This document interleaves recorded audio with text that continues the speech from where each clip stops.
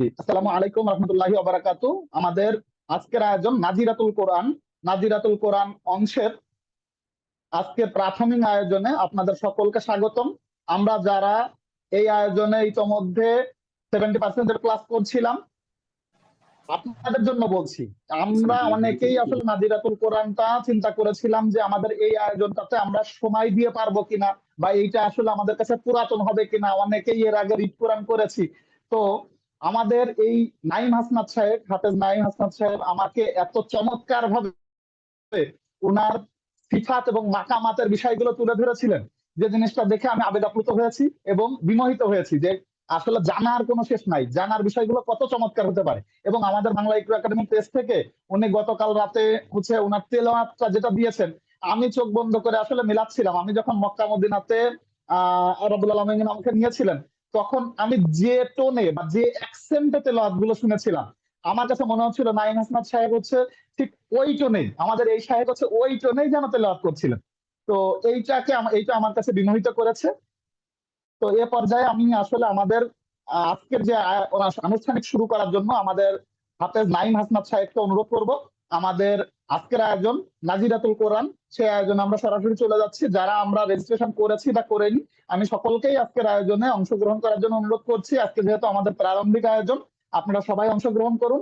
আমাদের হাফেজ নাইম হাসনাত সাহেবকে আমি বিনীত অনুরোধ করব, সাহেব আজকের আয়োজনটা, আজকের পরিবেশনাটা শুরু করার জন্য আমি আপনাকে হোস্ট করে দিচ্ছি। আপনি আশা করছি স্ক্রিন শেয়ার করতে পারবেন, এবং আনুষ্ঠানিকভাবে শুরু করার জন্য বিনীত অনুরোধ করছি।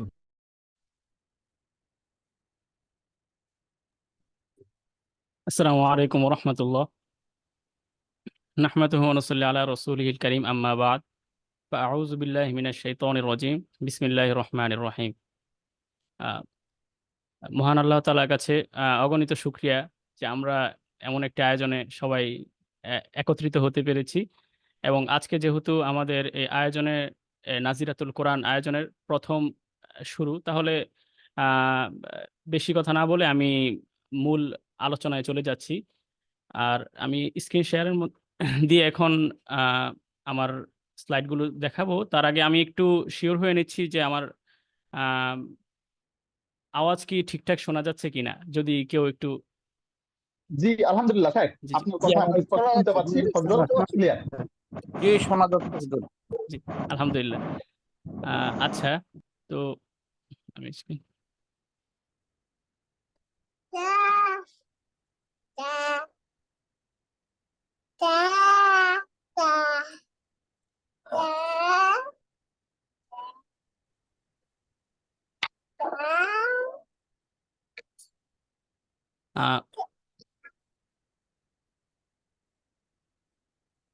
সম্ভবত হোস্ট পুরোপুরি আসেনি আমার কাছে, যার স্যার আমি দেখছি, এক মিনিট একটু। আচ্ছা আচ্ছা, জি জি জি, অবশ্যই।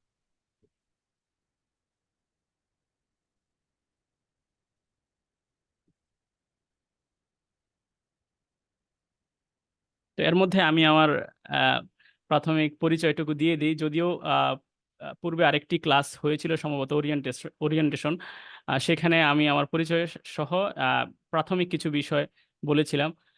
আর আমরা যেহেতু এটা ইকরা একাডেমির পক্ষ থেকে নাজিরাতুল কোরআন, আর নাজিরাতুল কোরআনের মধ্যে এখানে আমাদের মোটটা টার্গেটটা হচ্ছে আমাদের আগে পূর্বে যা শিখেছি আমরা, নিয়ম কানুন বা আমরা যতটুকুই যে শিখেছি, আমি যতটুকু আগের ক্লাসে দেখেছি, এখানে একদম নতুন থেকে আলিফ বাতা থেকে শুরু করার মতো তেমন কোনো প্রয়োজনীয়তা নেই।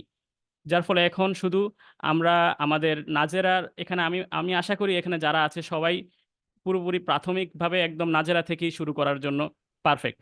সেই হিসেবে আহ, আমি আমার যেই ক্লাসটা এটা সাজিয়েছি ওভাবেই। তো আশা করি আপনারা যারা একটু বুঝতে অসুবিধা হবে বা বেশিরভাগ পক্ষে যারা থাকবে বুঝতে অসুবিধা হয়, আমি আবার আমার আলোচনাটা সেই কেন্দ্রিক নিয়ে যাব। তো এই জন্য সবাই আমাকে ওভাবে সহযোগিতা করবেন আশা করি, ইনশাল্লাহ। বাকিটুকু মহান আল্লাহ তাআলা আমাদেরকে যতটুকু সহযোগিতা করেন। আমার পরিচয়টুকু হচ্ছে, আমি হাফেজ হয়েছি 2011, এবং এখন BA honours Islamic studies plus Fazil দুটোই করছি। এছাড়া আমার আরেকটি পরিচয় হচ্ছে আমি শায়েখ আহমেদ বিন ইউসুফ আল আজহারি হাফিজাউল্লাহর আম, কাছ থেকে মাকামে আর কি মাকামে উপর দর্স নিয়েছি এবং এখনো আমি শায়েখের ছাত্র হিসেবে আছি। হয়তো অদূর ভবিষ্যতে আল্লাহ তাআলা যদি বাঁচিয়ে রাখে সাতক্ষীরাতের উপর যে পিএইচডি বা গবেষণার কেন্দ্রিক পড়াশোনার ইচ্ছা আছে, যদি মহান আল্লাহ তাআলা আমাকে বাঁচিয়ে রাখে। আর এছাড়া আমি আরেকটি ইনস্টিটিউশনে আছি, ওখানে কালচারাল অ্যান্ড কিরাত ইনস্ট্রাক্টর হিসেবে। আহ, তো এই আমার সামান্য পরিচয়। এ, বাকি আমি আমার আলোচনায় চলে যাচ্ছি ক্লাসে। তো এখানে কোর্সে আমরা যেহেতু নাজিরাতুল কোরআনে সাপ্তাহিক 3 দিন আর কি, রবি, মঙ্গল এবং বৃহস্পতিবার, এবং 10:30 থেকে 11টা পর্যন্ত। এবং আমি যতটুকু গুছিয়েছি প্রথম 20 মিনিট তাসবিদের আলোচনা হবে। যদিও আমি তাসবিদের চেয়েও বেশি, এটা আমি আহ, তানজিদ সাহেবকে বলেছিলাম, আমার আর কি তাসবিদের আলোচনাটা প্রাথমিক 5টা ক্লাস বা 4টা ক্লাসই আপনাদের কমপ্লিট হয়ে যাবে আশা করি ইনশাল্লাহ। এতটা সহজ এবং কিছু বেসিক বিষয়ের উপর দিয়েই পুরোপুরি আমার আলোচনাটা থাকবে। আর বাকি আমি যতটুকু জোর দিব পুরোটাই জোর দিব হচ্ছে আমার মস্কের উপর। আর সেটা আপনারা ইনশাল্লাহ ক্লাসের মধ্যেই বাকি সবার কমপ্লিট হয়ে যাবে। আর সর্বশেষ 5 মিনিট প্রশ্ন উত্তর, মন্তব্য এবং বিদায় পর্ব দিয়ে আমি আমার ক্লাসটা এখানে কমপ্লিট করব ইনশাল্লাহ। তো আমরা মূল আলোচনায় চলে যাই। প্রথমেই কিছু কিছু বিষয় আমাদের জানা থাকা প্রয়োজন। কারণ আমরা সাধারণত যেভাবে শিখে আসছি পূর্বে, সাধারণত আমরা যেই একটা ভয় কাজ করে যারা জেনারেল লাইনে থাকে, বা আমাদের মাদ্রাসা থেকেও আমাদেরকে যেই প্রেশারটা ক্রিয়েট হতো, আমরা এটা খুব ফিল করতাম। যার ফলে আমরা যখন শায়েখের কাছে পড়াশোনা করেছিলাম, আমাদের ফার্স্ট বেচ, আমরা প্রথম দিককার স্টুডেন্ট ছিলাম। তো আমরা এটা নিয়ে অনেক অ্যানালাইসিস করতাম যে আসলে কিভাবে সহজভাবে মানুষের মাঝে তুলে ধরা যায়। এবং উম, এই যে তাসবিদের নুরানি পদ্ধতিতে যে সিস্টেমটা চলে আসতেছে, এখানে আপনার দেখেন কিছু কিছু বিষয় আছে আপনার সহজেই বোঝা যায়, সেটার জন্য আপনার নিয়ম শিখার কোনো প্রয়োজন নাই। আর কিছু কিছু বিষয় আছে যেটা নিয়ম শিখার খুব বেশি প্রয়োজন, বাট সেটা শিখা হচ্ছে না আমাদের। সেই জন্য সেই প্রেক্ষিতে আমরা কিছু অ্যানালাইসিস করে এমন একটা মানদণ্ড, বা এটাকে বলা যায় যে আমাদের নিজেদের মতো করে একটা সাজিয়েছি। আর এই অনুযায়ী আমরা যারা নতুনভাবে চিন্তা করতেছি, নতুনভাবে মানুষদের মাঝে প্রচারণা করার চেষ্টা করতেছি, আমরা ওই কেন্দ্রিক আগাইতে গিয়ে আমরা প্রথমেই 4টা ধাপ দেই তাসবিদের ক্ষেত্রে। যেমন আহ মাখরাজ, সিফাত, মাদ গুন্না এবং মাকামাত, এই 5টি ধাপে আমরা প্রথমে শিখতে থাকব। মাখরাজের বিষয়টা আমি পুরোপুরি এটা অ্যাপ্লাইয়ের উপর এবং প্র্যাকটিসের উপর দিয়ে দিব। এখানে আমি আপনাদেরকে কোনো ধরনের মাখরাজের নিয়ম শিখাবো না। মাখরাজের নিয়ম শিখাইতে গেলে এটা অনেক অনেক মাখরাজের নিয়ম শিখাতে গেলে এটা অনেক বড় একটা প্রসেস। আর এই প্রসেসে আগাইতে গেলে দেখা যাচ্ছে যে সিফাতের মতো একটা গুরুত্বপূর্ণ বিষয়টা আমাদের অগোচরে চলে যায়। যার ফলে আমি আমার যে সিস্টেমটা এখানের মধ্যে আমি মাখরাজটার চেয়েও বেশি গুরুত্ব দিই সিফাতে, এবং সিফাতের পরবর্তীতেই মাদগুন্না এবং সর্বশেষ মাকামাত। এই তিনটাই যখন হয়ে যাচ্ছে, সেখানে মাখরাজকে নিয়ে আলাদাভাবে চিন্তা করতে গিয়ে এই তিনটার উপর তখন আর ইফেক্টটা পড়ে না। তো এই আলোচনা দিয়ে আমরা আমরা এই যে প্রথমে এখানে এখানে আমি দিয়ে দিচ্ছি যে প্রথম 3টা হচ্ছে তাজবিদের আওতাভুক্ত, এবং শেষেরটা মাকামাত। এখন মাকামাত নিয়ে আপনাদের প্রশ্ন থাকতে পারে, এখন মাকামাত জিনিসটা কি? আমরা যখন আমি প্রাথমিক কিছু বিষয় বলি। আমাদের যখন রাসূল সাল্লাল্লাহু আলাইহি সাল্লামের উপর পবিত্র কোরআন নাজিল হয়, তো নাজিল হওয়ার সেই 1400 বছর, নাজিল হওয়ার পর থেকে নিয়ে এখন পর্যন্ত এই 1400 বছর যাবত যেই কোরআনটা রাসূলের উপর নাজিল হয়েছে, যখন হযরত জিবরাইল আলাইহিস সালামের মাধ্যমে, উনি কিন্তু ওনার সাহাবীদেরকে সরাসরি শিক্ষা দিয়েছিলেন। সরাসরি শিক্ষা দেওয়ার সময় তখন কিছু কিছু সুর তৈরি হইছে। সুরটা কিন্তু এমনি এমনি আসে নাই। এটার কিছু ধারা আছে। এই মাকামাতটা হচ্ছে সুরের সেই ধারাটা। আমরা ইচ্ছা করলে যেকোনো সুর কোরআনে দিতে পারি না। সেই রাইট আমাদের নাই। সেই রাইট কিন্তু কেউ দিতে পারে না। আমি একটা গানের সুরে কোরআন তেলাওয়াত করলাম, এটা কোরআনের আদবের খেলাফ হবে। তো এইজন্য মাকামাতটা আমাদের জানাটা খুব বেশি প্রয়োজন। কারণ আমরা যদি কোরআন শিখতে যাই, আমরা অবশ্যই সুর দিয়ে পড়তে চাই। কারণ সুর ছাড়া তো কোরআন তেলাওয়াতটা আসলে তেমন এটা শ্রুতিমধুর হয় না। আর যদি কেউ বলে যে সুর ছাড়া কোরআন কি জায়েজ? অবশ্যই সুর সুর সুর দিয়েই তো কোরআন তেলাওয়াত করতে হবে। রাসূল সাল্লাল্লাহু আলাইহি সাল্লাম থেকে শুরু করে সাহাবীদের যুগ থেকে শুরু করে এই মাকামাত দিয়েই সুরের গতি। এবং সেই ক্ষেত্রে এটা কিভাবে আসছে এটার জন্য কোনো আলাদা বই পুস্তক ছিল না। মাকামাত জিনিসটা আসছে পুরো সিনা টু সিনা, ওস্তাদ টু উস্তাদ। আমরা যেমন শায়েখের কাছ থেকে পেয়েছিলাম, শায়েখ পেয়েছিল তেমন তার পূর্ববর্তী আ যারা শিক্ষক আছে সেখান আরকি একদম রাসূলের যুগ থেকে নিয়ে এই সুরের ধারাটা আসছে। সেখান থেকে পরবর্তীতে শেষ পর্যায়ে এসে আমাদের কাছে আসছে। এখন আমাদের পরবর্তীতেও যাবে। এজন্য এটা খুব ইম্পোর্টেন্ট একটা জিনিস মাকামাত। তো এটা আসবে আমাদের একদম শেষে। যখন আপনি মাকামাতে যাওয়ার মতো অবস্থা কখন তৈরি হবে? যখন আপনার সিফাত সহ মাদ গুন্না সহ যখন মাখরাজটা আদায় হবে। মাখরাজ তো অটোমেটিক। এখন আমি মাখরাজের বিষয়টা নিয়ে যদি বলি, যেমন আপনি আপনার পক্ষে সবগুলো হরফ আসতেছে। আপনি নিয়ম জানেন মাখরাজের সব। আবার একটা ৪ বছরের বাচ্চা, সে কিন্তু মাদ্রাসায় পড়তেছে। তার কিন্তু মাখরাজের কোনো নিয়ম সে যেহেতু কখই পড়তে পারতেছে না। বাট তার মাখরাজের নিয়মগুলো সব আসতেছে। তাইলে তখন তার জন্য কি নিয়ম না শিখার পরও যখন আসতেছে না, আরেকজন নিয়ম ১৭ টা মুখস্থ করে রাখলো। তার আসতেছে না। আর আরেকজনের ওই বাচ্চা ছেলেটার তার ঠিকই আসতেছে। তো এখানে পার্থক্যটা কোথায়? পার্থক্যটা হচ্ছে যে ওই ছেলেটা হয়তো ১ বছর যাবৎ নুরানি মক্তবে পড়তেছে। সেই ১ বছরের মাশকের কারণে তার মাখরাজের উচ্চারণটা অনেক শ্রুতিমধুর হয়ে গেছে। আর আমরা যারা দেখা যাচ্ছে যে চেষ্টা করতেছি না মাখরাজের পিছনে, আমাদের পরিশ্রম দিতেছি না, তখন আমাদের ওই উচ্চারণটা আসতেছে না। কিন্তু এখন ফরজ বিধানটা কি? যখন তারতিলের বিষয় আসবে ফরজ বিধানটা হচ্ছে মাখরাজ সহ কোরআন তেলাওয়াত করা ফরজ। মাখরাজ, সিফাত, মাদ গুন্না সবকিছুই থাকতে হবে ওখানে। তারতিলের আওতাভুক্ত যখন হবে। সেখানে মাখরাজ আদায় করাটা হচ্ছে ইম্পোর্টেন্ট বিষয়।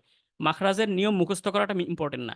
বাট সিফাতের এখন বলবেন যে সিফাত, মাদগুন্না এগুলার ক্ষেত্রে কি তাহলে? এগুলার জন্য যেই ইম্পোর্টেন্ট নিয়মগুলা আছে, যে নিয়ম অনুযায়ী এপ্লাই করতে হবে, সেগুলাই আমি শুধুমাত্র বাছাই করে সাজিয়েছি। আর এই বিষয়টাই আপনাদের এখানে ক্লাসে ইনশাআল্লাহ আমি একদম পর্যায় টু পর্যায় দিতে থাকবো ইনশাআল্লাহ। তো আমরা আজকে ইনশাআল্লাহ সিফাতের প্রাথমিক ধারণা দিয়ে আমি আপনাদের মাসকের মাধ্যমে প্রতিটা সিফাত এবং আমার যেই একটা ইনশাআল্লাহ আপনাদেরকে সূত্র দিব কিছু। এম আ এটা আমি আমরা অ্যা নিজস্বভাবে এপ্লাই করি। ওই বিষয়টা আপনারা যখন মাসকের মাধ্যমে পাবেন তখন ইনশাআল্লাহ হয়ে যাবে, আশা করি। তো সিফাতের সর্বপ্রথম আগে মাখরাজ যেহেতু আসছে, মাখরাজ নিয়ে আমি প্রাথমিক কিছু কথা বলি। কারণ মাখরাজের আ আমি ১৭ টা মুখস্থ করাবো না। বাট মাখরাজের আপনি কোন জায়গা থেকে উচ্চারণ করবেন এই জিনিসটা জাস্ট আপনার মাথায় নিবেন। আপনার মুখস্থ করা লাগবে না এগুলা। যেমন মাখরাজের আ মূলত ৫ টি আরকি আমল, যেই জায়গা থেকে মাখরাজগুলো উচ্চারণ হয়। জাউফ অর্থাৎ মুখের মধ্যে খালি জায়গা যেটা। হলক কণ্ঠনালী। তারপর হচ্ছে লিসান, জিহ্বা, শাফাতান ২ ঠোঁট, হয়সুম অর্থাৎ নাসিকামূল, যেটা থেকে আমরা গুন্না উচ্চারণ করে থাকি। আর শাফাতান হচ্ছে ২ ঠোঁট যেটা থেকে ফা, বা এই উচ্চারণগুলো আমরা করে থাকি। এবং লিসান অর্থাৎ জিহ্বা, এই জিহ্বা থেকে আমরা হচ্ছে যেমন তা, দাল এই উচ্চারণগুলো আমরা করে থাকি। আর কণ্ঠনালী হচ্ছে কণ্ঠনালী থেকে হ্যা, আইন ওই উচ্চারণটা কণ্ঠনালীর একদম ১ম যে মাখরাজগুলো ওগুলোই। তো এগুলোর জন্য আলাদাভাবে তেমন কোনো কিছু শিখার প্রয়োজন নাই। আপনার জন্য যেটা প্রয়োজন সেটা হচ্ছে আপনার কি সরাসরি হচ্ছে কিনা। আমরা যখন মাস্ক করতাম আমাদের জন্য একটা আয়না থাকতো সামনে। আপনি এটা খুব বেশি প্র্যাকটিস করতে হবে। আর এটাও আমি আপনাদেরকে নেক্সট ক্লাস বা পরবর্তী ক্লাসে হয়তো ধরিয়ে দিব। এটা এখান থেকে আলাদা করা পার্থক্য হয়ে যাবে যে কাদের কোন জায়গাটা কোন হরফের দুর্বলতা আছে। যেমন সাধারণত সবার এক হরফে সমস্যা থাকে না। কারো আইন খুব সহজে আইসা পড়ে। কারো আইন উচ্চারণের ক্ষেত্রে হামজাটা আসে। এটা আমরা খুব বেশি লক্ষ্য করছি।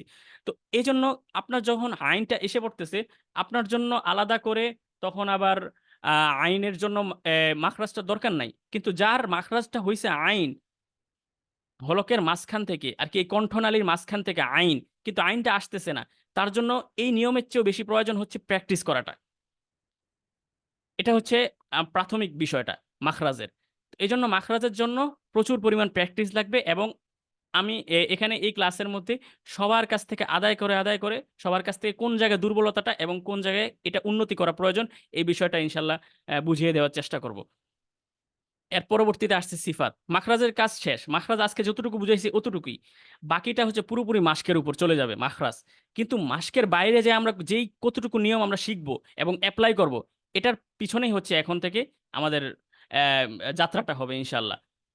তো এই যাত্রার ক্ষেত্রে সর্বপ্রথম আসবে সিফাত। সিফাতের বিষয়টা কি? সিফাতের সর্বপ্রথম এখানে আমি তেমন একদম বেশি কিছু আনবো না, কারণ একদম সবচেয়ে সব বেশি কিছু দিয়ে দিলে দেখা যাচ্ছে যে মাথায় থাকবে না। কিন্তু আমি আমার এই আহ, যে বিষয়গুলো সাজিয়েছি এগুলো খুব কম, বাট এই কমটাই মুখস্থ করে থাকতে হবে পুরাটা আপনাদের, কারণ এতটুকুই বারবার আসবে, বারবার অ্যাপ্লাই হবে। তো ইনশাল্লাহ এই জিনিসটা আপনারা একটু চেষ্টা করবেন যে আমাকে বলার বা ইয়ার যদি একটু বেশি হয়ে যায় যে আবার একটু বোঝানোর, আপনারা ইনশাল্লাহ এটা বললে আমি আবার এই জিনিসটা বুঝাই দেওয়ার চেষ্টা করব। তো সিফাত আসতেছে সর্বপ্রথম। সিফাতের সময় সিফাতের আগে আমরা সিফাত মানেটা কি সহজ ভাষায় একদম, আমি এখানে যে ভাষাটা ইউজ করছি এটা হয়তো আপনি কি বলে এটাকে, নুরানি যে পদ্ধতিতে কোরআন শিক্ষা ওই বইগুলোতে হয়তো পাবেন না। কিন্তু আমার প্ল্যানটা হচ্ছে যে যদি সহজে সহজ ধারায় বোঝা যায় তাহলে কি প্রয়োজন আবার কঠিনভাবে বুঝার। এজন্য সহজে সিফাত মানে কি? সিফাত হচ্ছে উচ্চারণের সময় হরফের বিদ্যমান অবস্থানকে সিফাত বলে, অবস্থাকে। আপনি যখন একটা হরফ উচ্চারণ করতেছেন, আপনি একটা মানুষকে যেমন জাজ করার ক্ষেত্রে আপনি বলতেছেন যে ওই মানুষটা দেখতে একটু মোটা বা দেখতে একটু চিকন বা একটু লম্বা, এরকম একটা ধরন আছে মানুষের। ঠিক সিফাতটাই হচ্ছে যে একটা হরফের ধরন। এমন আছে যে একটা হরফ অনেক রকম সিফাত হইতে পারে, অনেক রকম গুণ বিশিষ্ট হইতে পারে। আবার এমন আছে একটা হরফের একটাই গুণ। এটা হচ্ছে গুরুত্বপূর্ণ বিষয়। তো এমন যদি আমরা বিবেচনা করতে যাই, আরবিতে যেই নুরানি পদ্ধতিতে কোরআন শিক্ষা বইগুলো আছে বা এখানে সিফাতের সংখ্যা ২১টা। বাট আমরা এগুলো নিয়ে অ্যানালাইসিস যখন করছি দেখছি যে আসলে ২১টার ক্ষেত্রে আদৌ আমরা ২১টা ব্যবহার বা এগুলো প্রয়োজনীয়তা লাগে না। কারণ আমরা যখন পড়ি, পড়ার ক্ষেত্রে অর্থের সাথে সামঞ্জস্য এবং কোনটা বেশি বেশি গুরুত্বপূর্ণ এবং অর্থ থেকে শুরু করে এটা তাসবিদের সাথে খুব বেশি সম্পৃক্ততা আছে। সব সিফাত তো নিয়মের মধ্যেই পড়ে থাকে, কিন্তু কোনগুলো অ্যাপ্লাইয়ের মধ্যে কাজে লাগে, কোন সিফাতের নিয়মগুলো আসলে কাজে লাগে, এরকম আমি ৪টা সিফাত বের করেছি। এই ৪টার মধ্যে হচ্ছে হামস, তাকরার, কলকলা এবং মুস্তালিয়া। হামস, তাকরার, কলকলা, মুস্তালিয়া এগুলোর এগেনস্টে আবার অনেক অনেক সিফাত আছে। যেমন হামসের যে কয়টা হরফ আছে এটার বিরুদ্ধে আবার বাকিগুলো আছে। যদি আমরা হামসটা পড়ে ফেলি তো বাকিগুলো তো আর পড়া লাগতেছে না। তো এই ক্ষেত্রে এই ৪টা হচ্ছে সিফাত আমাদের মুখস্থ থাকতে হবে, একদম মুখস্থ করে ফেলতে হবে এই ৪টা সিফাত। আপনি আপনি আমি যখন অ্যাপ্লাই করবো মাস্কের, আমি যেহেতু সময়টা নির্ধারণ করে রেখেছি যে ২০ মিনিট হচ্ছে নিয়ম, এই জন্য নিয়মটা খুব কম পড়াবো। কিন্তু নিয়মের চেয়ে বেশিটা, এই নিয়ম যতটুকু পড়াবো ততটুকু পুরোপুরি অ্যাপ্লাই করবো হচ্ছে আমরা মাস্কের মধ্যে ইনশাল্লাহ। তো এই ৪টা হচ্ছে সবচেয়ে বেশি আসে এবং সবচেয়ে বেশি ইম্পর্টেন্ট। বাকি অনেক আছে, অনেক থাকতে পারে। জিহার কা আছে, ইনফিতার আছে, হ্যাঁ এগুলা অনেক অনেক কিছু আছে, বাট ওগুলা লাগতেছে না। আমার এই ৪টা দিয়ে যদি হয়ে যাইতেছে তাহলে বাকিগুলো তো কোনো প্রয়োজন নাই। এই জন্য হামস, তাকরার, কলকলা, মুস্তালে এই হচ্ছে ৪টা সিফাত নিয়ে আমাদের আলোচনা থাকবে এবং এই ৪টাই আমাদের মুখস্থ করে ফেলতে হবে পুরোপুরি। তো হামসটা কি? এখন হামস হচ্ছে গোপন করা। হামস শব্দের অর্থ হচ্ছে গোপন করা। আর সহজ ভাষায় হরফগুলো তার মাখরাজ, হামসের হরফগুলো হচ্ছে একদম নরম হরফ। যার ফলে দেখা যাচ্ছে আমরা যখন আমাদের মুখ দিয়ে যখন হামস উচ্চারণ করতে যাই তখন আমাদের এই নরমটা উচ্চারণের সময় বাতাস বের হয়। এটা হচ্ছে হামসের ধরনটা। এইভাবে হয়তো পরিভাষা নেই কোথাও, বাট সহজভাবে বলতে গেলে এটাই হামস। আপনার বাতাস বের হবে এবং বাতাস কেন বের হয়? বাতাসটা বের হয় হচ্ছে হরফটা নরম এবং দুর্বল বিধায়। তো হরফগুলো তার মাখরাজে দুর্বলভাবে অবস্থান করার কারণে উচ্চারণের সময় বাতাস চালু থাকবে। এটাই হচ্ছে হামসের যেই সাধারণ একটা সংজ্ঞা। এর পরবর্তীতে হামসের হরফ কয়টি আসে? হামসের হরফ আমাদের আসে 10টি। একটা হচ্ছে ফা, হা, সা, হা, শিন, খ, সদ, সিন, ক্যাফ, তা। এখানে আপনি একটু খেয়াল করলে, খুব সূক্ষ্মভাবে খেয়াল করলে দেখবেন এই হরফগুলো উচ্চারণের সময় আপনি যদি শক্ত করতে চান, হরফগুলোর যেই হাকিকত, হরফগুলোর যেই আম, কি বলে আমল, এই যে আমলটা নষ্ট হয়ে যাবে। আপনি যদি ফা এমন বলতে চান তাহলে কিন্তু শক্ত করতে গেলে আপনার হরফের যেই আদব সেই আদবটা নষ্ট হয়ে যাবে। ফা একদম নরম ভাবে উচ্চারণ করবেন, বাতাসটা বের করলেই অটোমেটিক হয়ে যাচ্ছে আমাদের। তো এটা হচ্ছে এই হামস। খুব সহজভাবে বোঝার চেষ্টা করি আমরা। আর এই হামসের হরফগুলো আমাদের যদি মুখস্থ করতে যদি একটু অসুবিধাও হয়, আমাদের জন্য একত্রে মনে রাখার একটা উপায়ও আছে।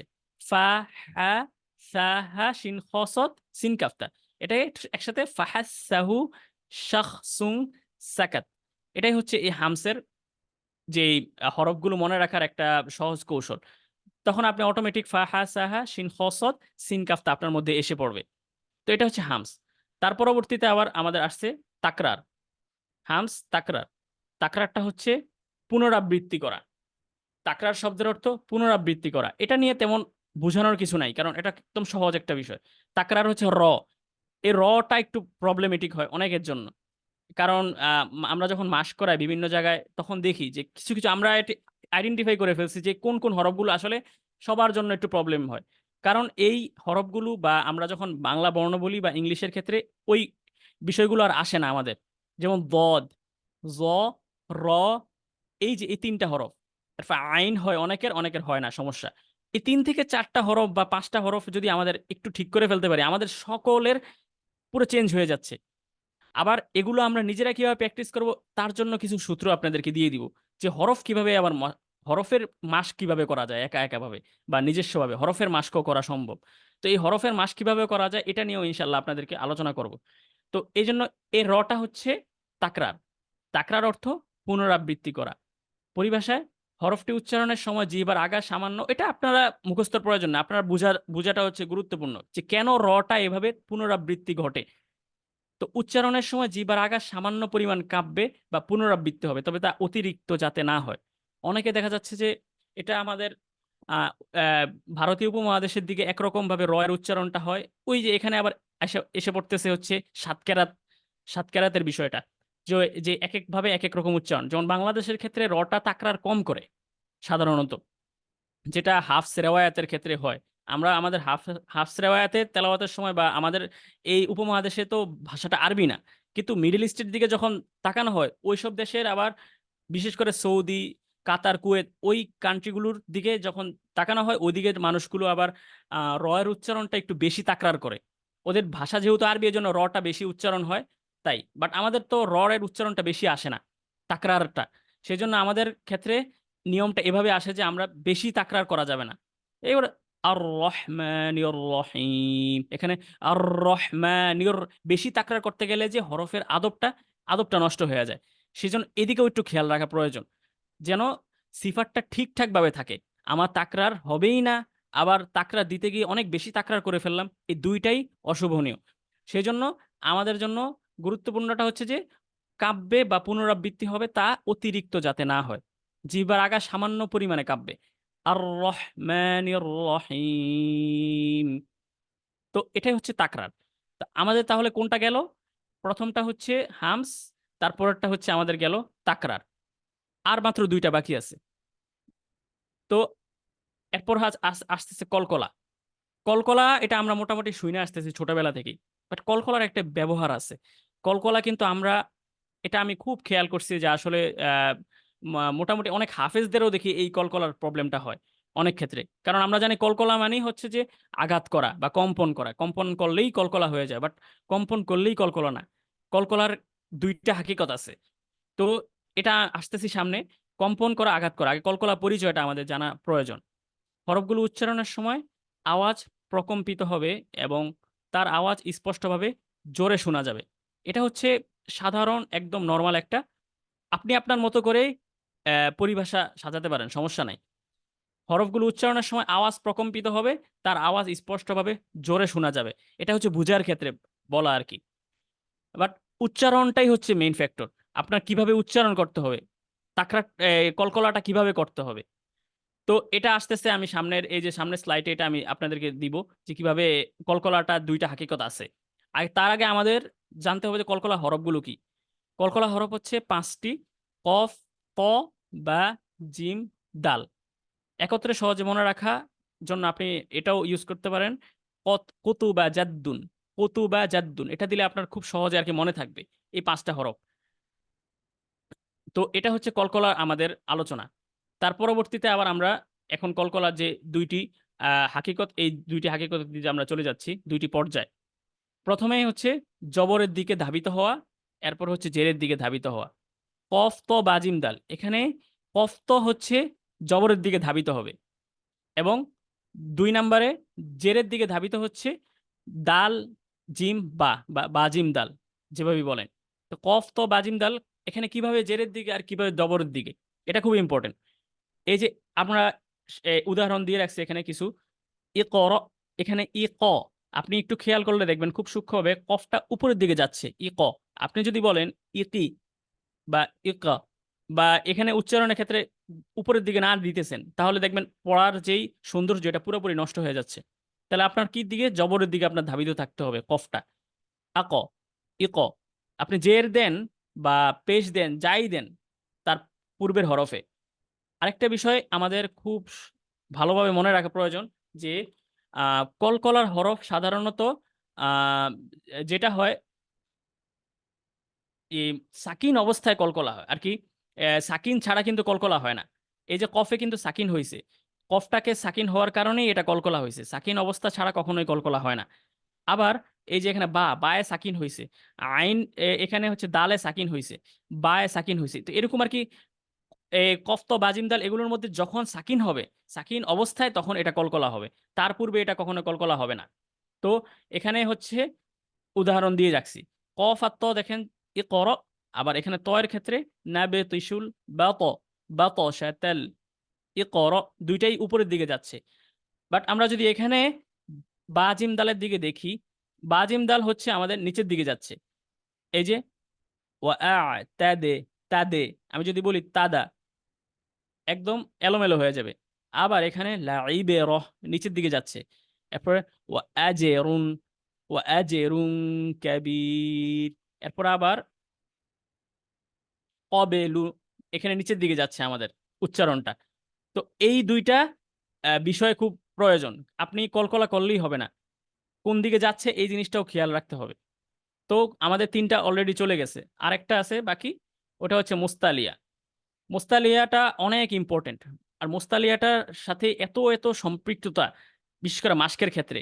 আমরা যখন মাস্ক করছি বা বিভিন্ন জায়গায় মাস্ক করানো হয় বা সব জায়গায় এই মোস্তালিয়ার উপর বেশি জোরটা দেওয়া হয়, কারণ এই হরফগুলো মোটা। আর যারাই ভুল করে এই মোস্তালিয়াতেই সবচেয়ে বেশি ভুল করে।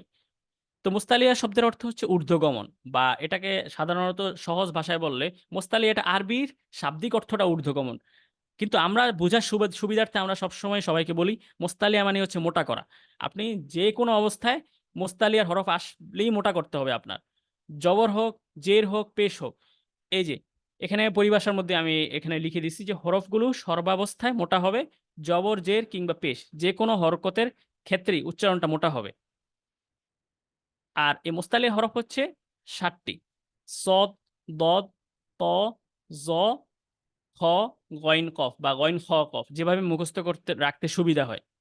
আর এগুলা এটাকে এগুলা একসাথে বলা যায় আবার হুস্সগত, হুস্স সক্তিন তিত, এভাবে। বা এটা এটা আমি কখনো এভাবে মনে রাখার জন্য ইউজ করি না, বা এটা আমি কাউকে বলিও না, কারণ এটা যেভাবে সদ্য তজ খ গইন কফ মনে রাখা সহজ, তার চেয়ে বেশি কঠিন হচ্ছে এই সহজে মনে রাখার উপায়টা।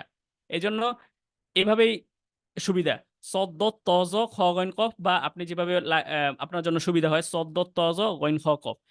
এখন আপনার জন্য ইম্পর্টেন্ট হচ্ছে এগুলো মুখস্থ রাখা। এই 4টা দিছি আপনার, কিন্তু যেখানে 21টা সিফাত, এতগুলো সিফাত আছে, এই 21টার জন্য এই যে মোস্ট ইম্পর্টেন্ট 4টা আছে, এই 4টা মানুষ জীবনও ফোকাসই করে না 4টার দিকে। কারণ ভাবে সিফাত তো 21টা, 21টা সিফাত কে মনে রাখতে চায়। কিন্তু 21টার জায়গায় রাখতে গিয়ে দেখা যাচ্ছে যে আসল যে 4টা আছে এই 4টার দিকে মানুষের মাথায় কোনো ধরনের চিন্তা আসতেছে না। এই জন্য আমি এখানে মাত্র 4টাই সাজাইছি। আপনারা একটু সময় নিয়ে যদি এই 4টা শিখেন, তাহলে আশা করি মাস্কের ক্ষেত্রে অনেক উপকার পাবেন। মাস্কের ক্ষেত্রে যখন আমি আসবো দেখবেন এই 4টার ব্যবহার এত পরিমাণ আসে, যা মাস্কটাকে, আপনার পড়াটাকে, তেলাওয়াতটাকে পুরো চিত্র ভিন্ন করে ফেলবে।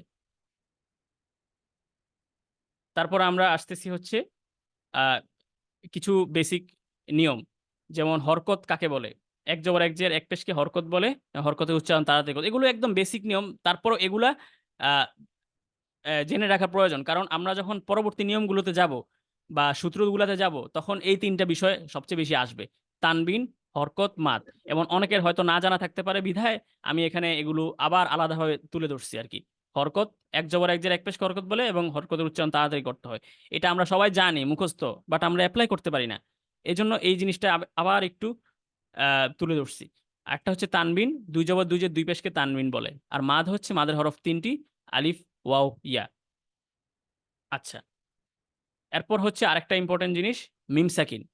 মিম সাকিন মিম সাকিনের নিয়মটা খুব সহজভাবে মাথায় রাখবেন। আজকে এই মিম সাকিন পর্যন্ত গিয়ে আমি আমার পরের মাসটা শুরু করবো ইনশাল্লাহ। তো এই মিম সাকিনের নিয়মটা খুব সহজে মনে রাখবেন।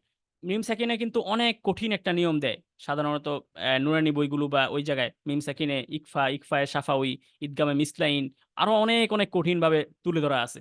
এত কঠিন তো প্রয়োজন নাই যদি সহজেই বোঝা যায়। মিম সাকিনের হরফ, এই মিম সাকিন ক্ষেত্রে দুইটাই হরফ মাথায় রাখতে হবে, বা আর মিম। যদি মিম সাকিনের পর বা অথবা মিম আসে, গুণনা করতে হবে, সহজ উপায়। আর যদি বা মিম ছাড়া অন্য কোনো হরফ আসে, গুণনা ছাড়া পড়তে হবে। একদম ইজিলি মাথায় রাখতে হবে। যদি বা মিম আসে মিম সাকিনের পর, তাহলে গুণনা করতে হবে। আর বা মিম ছাড়া অন্য কোনো হরফ আসলে গুণনা ছাড়া পড়তে হবে। এখানে ইদগামে মিসলাইন, ইকফায়ে সাফাউই, এগুলা আলাদাভাবে নিয়ম বানানোর কোনো প্রয়োজন নাই যদি সহজেই বোঝা থাকে। তো এখানে কিভাবে আমাদের গুণনাটা হবে আর কিভাবে গুণনা না হবে, এটা একটু, যেহেতু এখানে উদাহরণ দেওয়া আছে, আমি বলে দিই। যেমন তারমিহিম তারমিহিম বিহিজারাতিম, দুই আলিফ পরিমাণ টান হবে। তারমিহিম বিহি। আবার এখানে হচ্ছে, যখন এখানে মিম সাকিনের পর বাটা আসছে, সেজন্য আমাদের দুই আলিফ টানটা হয়েছে। এখানে মিম ভাসলে আবার গুণনা হইতো দুই দুই দুই আলিফ পরিমাণ। বাট এখানে আসছে কি, মিম সাকিনের পর নুন। এখানে ফা আসতে পারতো, যে কোনো কিছু আসতে পারে। এখানে মিম সাকিনের পর নুন আসছে, আমাদের গুণনা ছাড়া পড়তে হবে। আলাম নাজআল হুম ফিহি, একদম সহজভাবে।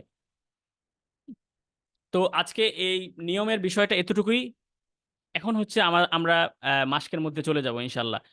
আর মাস্কের মধ্যে আমি এই যেহেতু আমাদের সূরা নাবাটা ধার্য করা হয়েছে, তো সূরা নাবার আহ, প্রথম 10 আয়াত আমি এখানের মধ্যেই, আমরা যতটুকু নিয়ম শিখছি এই নিয়মগুলো অ্যাপ্লাই করার চেষ্টা করব। তার পরবর্তীতে বাকি আরো কিছু কিছু নিয়ম আছে, যেমন আমি হয়তো আরো 4-5টা নিয়ম আছে, ওগুলোর পরেই আমি এই সূত্রের মধ্যে আমরা চলে যাব। এই যে আমি একটা বিশেষ সূত্র, এই সূত্রটার মধ্য দিয়ে আমি আপনাদেরকে পুরা, এটার সাথে আরো দুই দুই থেকে তিনটা সূত্র থাকবে সহজ সহজ উপায়ে। ওয়াও সাকিন, ইয়া সাকিন, নুন সাকিন, তানবিন, ওয়াজিব গুন্না, কিভাবে আপনারা অ্যাপ্লাই করে পুরা কোরআন আপনারা ইজিলি একদম টান গুন্না ঠিক রাখতে পারবেন। কারণ দেখেন, বানান সহ আপনিও তেলাওয়াত করতে পারেন। একজন ভালো হাফেজ বা একজন ভালো কারি, সেও তেলাওয়াত করতে পারতেছে। কিন্তু দুজনের মধ্যে পার্থক্যটা কোন জায়গায়? দুইজনের মধ্যে পার্থক্যটা হচ্ছে যে তার তেলাওয়াতের মধ্যে টান গুন্নাটাই জাস্ট ঠিক আছে। একটা টান গুন্নাই একটা তেলাওয়াতটাকে পুরা আলাদা করে ফেলে। আর এই টান গুন্নার মধ্যে যেই একটা সিস্টেম আমরা ভুল করি যেই সব জায়গাগুলোতে, যেমন স্বাভাবিকভাবে আমরা যখন, আমি এখানে একটা উদাহরণ দেখাই। এখানে যেমন এই যে ইয়াতাসা, এই যে সিনের মধ্যে এখানে 4 আলিফ টান আছে। এটা আপনি দেখতেছেন, বুঝতেছেন, বিদায় দিতে পারতেছেন। কিন্তু এখানে মিমে তাসদিদ, এটা যে ওয়াজিব গুন্না, এই নিয়মটা যে ইম্পর্টেন্ট একটা নিয়ম, এটা আপনি দেখেই কিন্তু বুঝতে পারেন না। এটার জন্য আপনার নিয়ম শিখাটা প্রয়োজন। এখন কোন নিয়মটা শিখা প্রয়োজন আর কোন নিয়মটা না শিখেই আমরা বুঝতে পারতেছি, এই দুইটা যদি পার্থক্য আমরা না করে শিখতে চাই, আমরা সবগুলো নিয়মই শিখতে চাই, তা সেই ক্ষেত্রে আমাদের তখন গোজামিল লাগা যায়। কারণ আমরা তখন বুঝতে পারি না যে আসলে কোনটা ইম্পর্টেন্ট নিয়মের জন্য আর কোনটা নিয়ম ছাড়াই এমনিতেই শিখা প্রয়োজন, ওই নিয়মটা জাস্ট বোঝা লাগে। যেমন এখানে মধ্যে মুত্তাসিল, এটা আমরা দেখেই বুঝতে পারতেছি, এটার জন্য আলাদা মধ্যে মুত্তাসিল শিখার কোনো প্রয়োজন নাই। যেহেতু একটা চিহ্ন আছে, 4 আলিফ টানের যতগুলো চিহ্ন সব একই রকম। আবার 3 আলিফের ক্ষেত্রে ঢেউয়ের মতো থাকে, এটা আমরা সকলেই জানি মোটামুটি। তো ওইটা আমরা দেখলেই বুঝতে পারতেছি, ওটার জন্য আলাদা নিয়মের কোনো প্রয়োজন নাই শিখার। কারণ এখন একজন হাফেজকেও যদি জিজ্ঞেস করা হয়, সাধারণত 17টা মাখরাজ মুখস্থ করেন, ওর জন্য অবস্থা হবে এরকম, যেমন আমাদের ক্ষেত্রে যদি আমাদেরকে এখন কেউ বলে যে ক থেকে চন্দ্রবিন্দু পর্যন্ত বলো, আমাদের পক্ষে ক থেকে চন্দ্রবিন্দু পর্যন্ত বলা সম্ভব না। কিন্তু আমরা বাংলা ভাষাটা জানি ভালো করে। কোরআন জিনিসটাও এরকমই। কোরআন সেই 1400 বছর আগে যখন রাসূলের কাছে নাজিল হয়েছে, রাসূলের কাছ থেকে সাহাবীরা সরাসরি শিখছে। আবার সাহাবীদের কাছ থেকে যায় যখন সাহাবীদের তাবেঈরা শিখছে এরকম ভাবেই।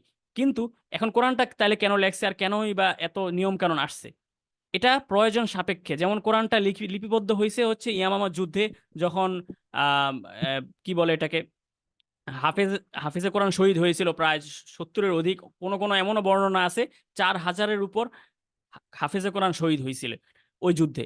ভণ্ড নবী বিরুদ্ধে যুদ্ধ হয়েছিল।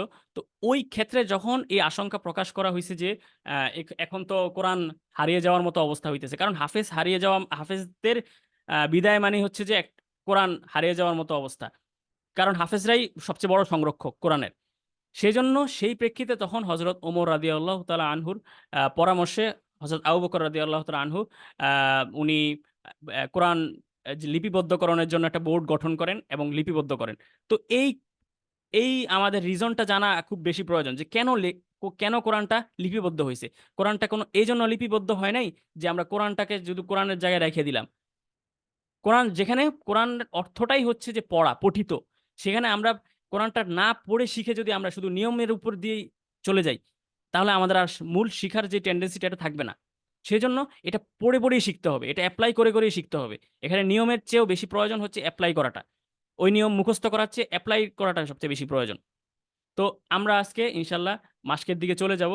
তার আগে আমি একটু মোটামুটি একটু যেহেতু এক নাগাড়ে বলেই গেলাম, কিন্তু এখানে কতটুকু বুঝা সহজ হইছে এবং কতটুকু আ সকলে নিতে পারছে, এটা আমার জন্য খুব বেশি ইম্পোর্টেন্ট জানা। এজন্য আমি আশা করব এখানে যদি আপনাদের কারো কোনো কিছু বলার থাকে, যদি বলেন, আমার জন্য সুবিধা হবে ইনশাল্লাহ।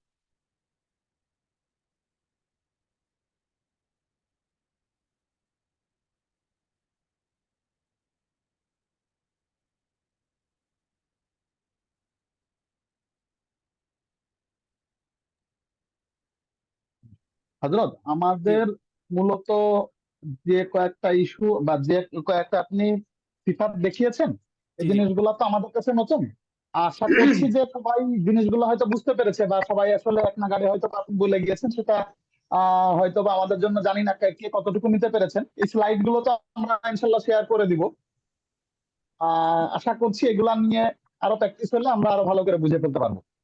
আর যদি কেউ কিছু বলতে চান, আমাদের যদি একটা আসসালামু টপিক আলাইকুম। রয়েছে, যদি কেউ কিছু বলতে চান। আমি একটু কথা বলতে চাই সঞ্জিত ভাই। হ্যাঁ, রুহুল আমিন ভাই, জি, ফ্লোর ইজ ওপেন।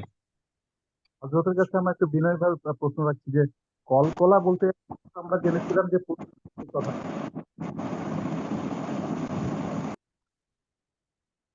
আসলে প্রতিধ্বনিটা বুঝতে সহজ হয়, বোঝা যায়।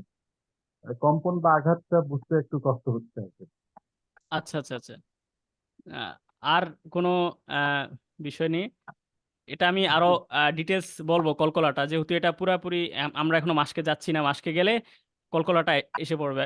তখন আবার ইনশাআল্লাহ পুরোপুরি জানা সহজ হবে আরকি। আসলে। আসসালামু হুজুর, আলাইকুম হুজুর। আমরা এর আগে কলকলা বলতে বুঝছি যে ধাক্কা দিয়ে পড়া। হুম, হুম। কলকলা মানে ধাক্কা দিয়ে পড়া। আসলে কি তাই? আমরা এই যে এই জায়গায় একটা বিষয় আছে। আমরা ওই ছোটবেলা থেকে শিখে আসতেছি যে কলকলা মানে ধাক্কা দিয়ে পড়া। কিন্তু শুধু ধাক্কা দিলেই হবে না। এই যে আমি যে ২ টা আমল বললাম কলকলার ক্ষেত্রে, এই জিনিসটা কিন্তু আমাদের আসতেছে না শিখানোর ক্ষেত্রে। এজন্য আমি এই ২ টা বিষয় আনছি। হ্যাঁ, কলকলা যেটা ধাক্কা খাওয়া, ঠিক আছে। কিন্তু ধাক্কা খাওয়ার পর আমরা কোন জায়গায় যাবে এই ধাক্কাটা? এটা কি জেরের দিকে যাবে নাকি জবরের দিকে যাবে? এটা হচ্ছে অনেক গুরুত্বপূর্ণ একটা বিষয়। যেটা আসলে আমাদের নিয়মের ক্ষেত্রে, শিখার ক্ষেত্রে খুব কম আসে। ওই যে যেটা পুরাতন আ বইগুলোতে হয়ে আসতেছে। তো এজন্য এই জিনিসটা কখন আসতো? এই জিনিসটা যখন আসে মাসকে। মাসকের ক্ষেত্রে এই জিনিসটা আসে। ওই যে আমি যে ২ টা হালত বলছি, এগুলো হয়তো শেয়ার করে দিবে ছবিগুলো। তখন আসলে আপনারা জাস্ট মুখস্থ রাখবেন। আমার কাজ আর করে দে। হুম। আমার সব এলোমেলো হয়ে যাচ্ছে।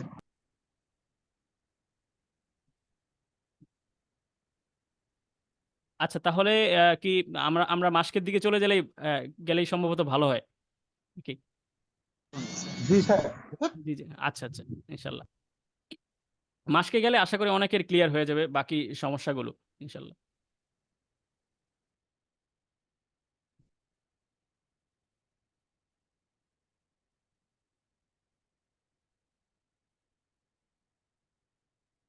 তো আমরা সবাই চেষ্টা করব একসাথে বলার। যেমন আমরা মাস্ক হচ্ছে পুরাটাই এপ্লাই করার। আমি শেয়ার ছাড়াই আমি এভাবে মাস্কটা সরাসরিই করি। সাধারণত মাস্কের ক্ষেত্রে আমাদের উচ্চারণের যে বিষয়টা এটা পুরাপুরি হচ্ছে আমাদের সরাসরি শিখা। কারণ এমন একটা বিষয় আপনার এখানে হরকতের সব নিয়মকানুন আপনি জানলেন বা হরফের সব নিয়মকানুন আপনি জানলেন এবং তাজবিদের নিয়মকানুন সব জানার পরও যদি আপনার মধ্যে দুর্বলতাটা কেন থাকতেছে? কারণ আপনার যে প্রবলেমটা সেটাও হয়তো কেউ ধরিয়ে দিচ্ছে না। আর আপনিও কারো কাছ থেকে সরাসরি দেখতেছেন না যে আসলে সে কিভাবে উচ্চারণটা করতেছে। সেজন্য আমরা যখন মাস্ক করতাম, হরফের উচ্চারণগুলো শিখতাম, আমাদের ক্ষেত্রে তখন একটা আয়না রাখতো সামনে যে আমার নিজের কোন জায়গায় উচ্চারণটা ঠিক হচ্ছে কি হচ্ছে না। আর আর যে ওস্তাদ আমাদেরকে শিখাচ্ছে তার উচ্চারণটা কি ঠিক আছে কিনা সেটা আমি আমার চোখ দিয়ে দেখতেছি, আর আমি আয়নার মাধ্যমে আমি আমারটা দেখতেছি। এই ২ টা জিনিস যখন ঠিক থাকবে তখন আপনার পড়াটা অটোমেটিক চেঞ্জ হয়ে যাবে। কারণ কোরআন তো খুব কঠিন না। আল্লাহ তাআলা নিজেই বলছে আমি কোরআন সহজ করে দিছি। এজন্য আমরা যদি সহজভাবে নেই আসলে সবকিছু সহজ হয়ে যাবে আমাদের জন্য। তো আমরা সূরা নাবাটাই ১ম এ ধরছি। সূরা নাবার ১ম ১০ আয়াত ইনশাআল্লাহ। আউযু বিল্লাহি মিনাশ শাইতানির রাজীম।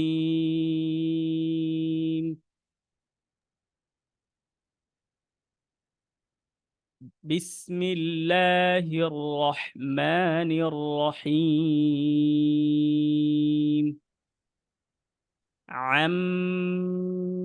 عما يتساءلون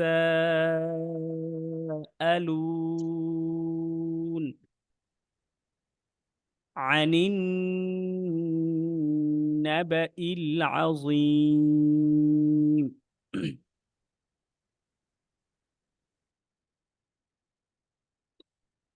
এখানে আমরা যেহেতু ২ টা আয়াত তেলাওয়াত করছি, আমি ২ টা আয়াতে আগে একটু বুঝানোর চেষ্টা করি। এখানে যেই নিয়মগুলো আমি বললাম, এগুলো কোনটা, কোনটা এপ্লাই হইছে এখানে। তো প্রথমত এই যে আম্মা এখানে কিন্তু ওয়াজিব গুন্না মিম। আমি ওই যে একটা সূত্রটা হয়তো আপনাদেরকে বুঝিয়ে দিই আজকেই, এখানেই বুঝিয়ে দিই। এই যে আমি এখানে ৫ টা জিনিস আনছি। ওয়াও সাকিন, ইয়া সাকিন, নুন সাকিন, তানবিন, ওয়াজিব গুন্না। এখানে আপনাদের হয়তো অনেকেরই মাদের যে নিয়মটা এটা মুখস্থ থাকতে পারে। কারণ এটা একদম বেসিক একটা নিয়ম। আমি আশা করি এখানে সবারই এই ওয়াও সাকিন, ইয়া সাকিনের বিষয়টা মাথায় আছে। যেমন আ জবরের পর খালি আলিফ, ওয়াও সাকিন পূর্বে পেশ, ইয়া সাকিন পূর্বে জের। এই ৩ টাই হচ্ছে এক আলিফ টান। এক আলিফ টানটা কিন্তু মোস্ট ইম্পোর্টেন্ট। একটা বিষয় আপনাদেরকে আজকে ক্লিয়ার করে দেই। কিছু, কিছু বিষয় আছে যেগুলো আসলে মাসলাগত বিষয়। এগুলো কোরআনের ক্ষেত্রে অনেকেই অজানা থাকতে পারে। যেমন আপনারা দেখবেন আ কারীরা তেলাওয়াতের সময় অনেক বড়, বড় টান দেয়। কিছু, কিছু টান ৫-৭ আলিফে চলে যায়। তাহলে সেখানে তাদের কতটুকু আদায় হচ্ছে বা তাদের এই টানের ক্ষেত্রে কি কোনো ক্ষতি হচ্ছে কিনা? এটা নিয়ে কি কখনো প্রশ্ন জাগে না? অবশ্যই প্রশ্ন জাগতে পারে। আর আপনারা এই জিনিসটা কখনোই দেখবেন না কোনো কারি যে কখনো ১ আলিফ টানটাকে ২ আলিফে নিছে বা ৩ আলিফে নিছে। এটা আপনারা কিন্তু খুব ভালোভাবে লক্ষ্য করতে পারবেন। সে যেই টানটা ৫-৭ আলিফে নিয়ে যাচ্ছে, সেই টানটা হয়তো বা ৩ আলিফ বা ৪ আলিফের টান ছিল। যেটাকে সে ৩, ৪, ৫ আলিফ, ৬ আলিফে নিয়ে যাচ্ছে। ৩ আলিফটাকে ৫ আলিফ নিয়ে যাচ্ছে। এখানে মাসালার বিষয়টা হচ্ছে যে ১ আলিফ টানের যতগুলো ১ আলিফ টান আছে, এই যে এখানে মিহাদা এই ১ আলিফ টানটা এখানে ২ হারাকা। এগুলো হচ্ছে হারাকা বলা হয় বা আ এখানে এটাকে হচ্ছে যে ২ টা স্তর। আমি যদি ১ হারাকার চেয়ে কম হয়ে যায় বা একটা স্তরের চেয়ে কম নেমে যায়, আমি যদি মিহাদা তাইলে কিন্তু অর্থের সাথে একটা খুব গোলমিল খেয়ে যাবে। প্রতিটা ১ আলিফের সাথে অর্থের সামঞ্জস্যতা আছে।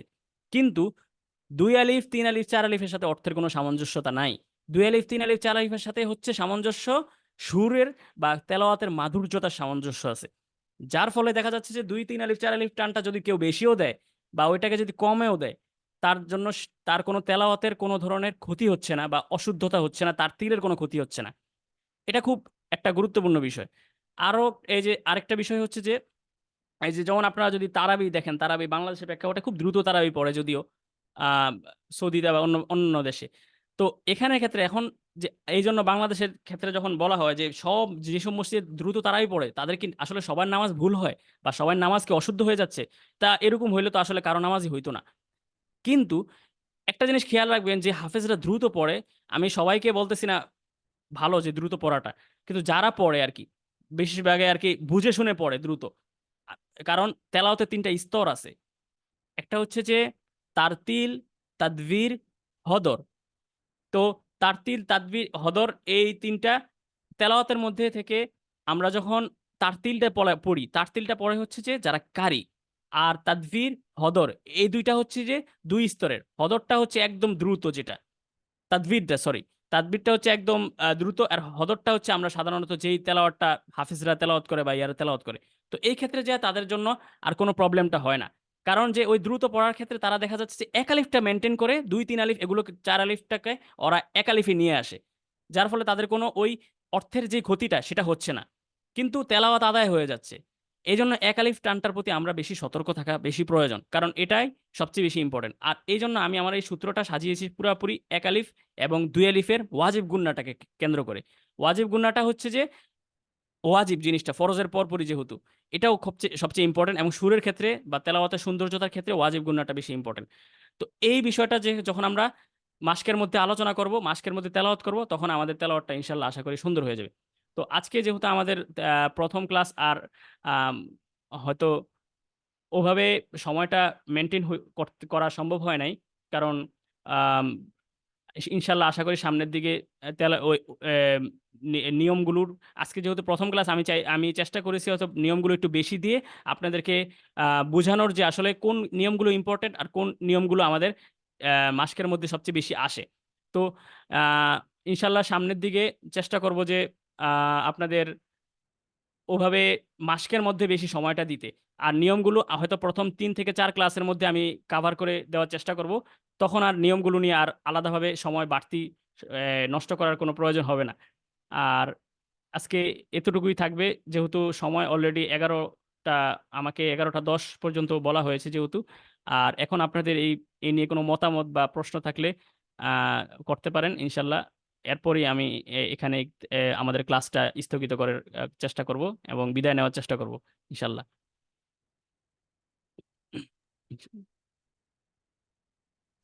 জি, শুক্রিয়া। আলহামদুলিল্লাহ।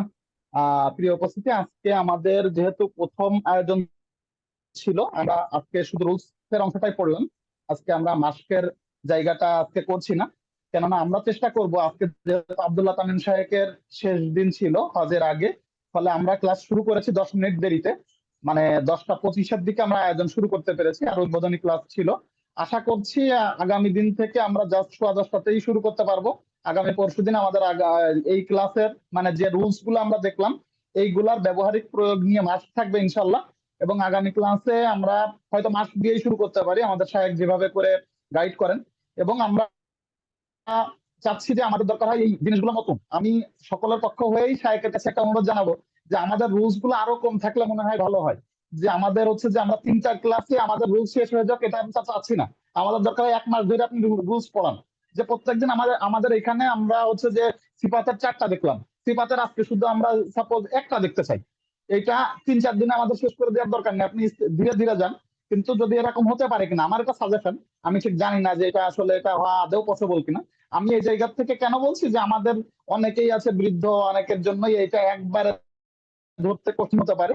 ফলে এইটা হচ্ছে যে আমরা শুধু অল্প অল্প করে যদি যান তাহলে হয়তো ভালো হতে পারে। আর 2 নম্বর কথা হচ্ছে আজকে আমরা আর 1 মিনিটও কালক্ষেপণ করতে চাচ্ছি না, কেননা আমরা অবশ্যই 11টার মধ্যেই আগামী ক্লাস থেকে এটা স্ট্রিক্টলি মেনটেন করার চেষ্টা করব। কেননা আমাদের অনেকেরই খুব স্ট্রং আপত্তি আছে যে 11টার পরে অবশ্যই আমরা জাগবো না, কেননা ওরাতে আমাদের তাহাজ্জুদ অনেকেই পড়েন।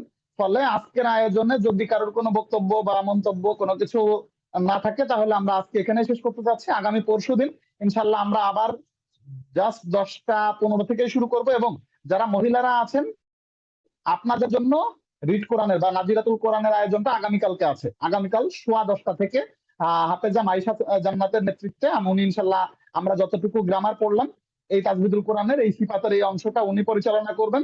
আগামীকালকে শুধু মহিলারা আপনাদের মহিলাদের লিঙ্কে জয়েন করবেন, পুরুষরা ওই লিঙ্কে জয়েন করতে পারবেন না। যথারীতি পুরুষরা আগামী পরশুদিন 10:15 জয়েন করবেন, যারা নাজিরাতুল কোরআন কন্টিনিউ করতে চাচ্ছেন। এ পর্যায়ে আমরা, কারণ যদি কোনো কোশ্চিন থাকে আপনারা লিখিত আকারে আমাদের গ্রুপে দিয়েন। আমি আমাদের হযরতের কাছে ফিরে যেতে চাচ্ছি, সংক্ষিপ্ত দোয়া মোনাজাত হতে পারে অথবা দোয়া দিয়ে আমাদের আজকের আয়োজনটা শেষ করার জন্য অনুরোধ করছি।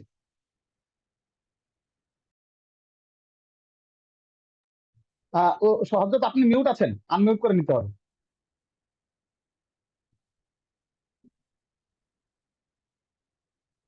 হযরত আনমিউট করতে হবে আপনাকে। জি এখন পারছি, হোস্ট জি জি ইয়া ছিল তো, আচ্ছা আচ্ছা। তো আহ, আমরা মোনাজাতের মাধ্যমেই আমাদের ক্লাসটি শেষ করব জি জি ইনশাল্লাহ। তো না اللهم صل على محمد وعلى آل محمد كما صليت على إبراهيم وعلى آل إبراهيم إنك حميد مجيد. الحمد لله رب العالمين، والصلاة والسلام على أشرف الأنبياء والمرسلين وعلى آله وأصحابه أجمعين. ربنا ظلمنا أنفسنا وإن لم تغفر لنا وترحمنا لنكونن من الخاسرين. ربنا آتنا في الدنيا حسنة وفي الآخرة حسنة وقنا عذاب النار. رب ارحمهما كما ربياني صغيرا. اللهم رب ارحمهما كما ربياني صغيرا. وصلى الله تعالى على خير خلقه محمد وعلى آله وأصحابه أجمعين. واجعل آخر كلمتنا عند الموت لا إله إلا الله محمد رسول الله. আসসালামু আলাইকুম ওয়া রাহমাতুল্লাহি السلام ওয়া عليكم বারাকাতুহু। ورحمة الله.